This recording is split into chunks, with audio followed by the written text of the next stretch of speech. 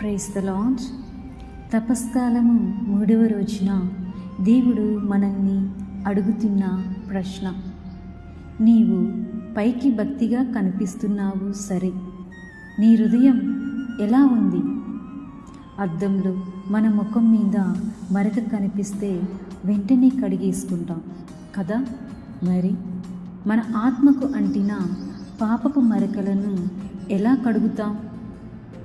దేవుని వాక్యం అనే అద్దంలో మనల్ని మనం చూసుకుందాం. ఈ 3వ రోజున మనం ధ్యానం చేయాల్సినటువంటి అంశం హృదయ శుద్ధి. మన పాత స్వభావాన్ని సిలువ వేద్దాం, క్రీస్తు స్వభావాన్ని ధరించుకుందాం. పరిశుద్ధ గ్రంథం ఇలా సెలవిస్తుంది. మత్తయి సువార్త 5వ అధ్యాయము 8వ వచనం, హృదయ శుద్ధి గలవారు ధన్యులు, వారు దేవుని చూచెదరు. కాబట్టి గుర్తుంచుకోండి, దేవుడు మన రూపమును కాదు, మన హృదయమును చూచువాడు. ఈరోజు మీరు ఏ అలవాటును వదులుకుంటారో కామెంట్ చేయండి. దేవుడు మిమ్మల్ని దీవించునుగాక.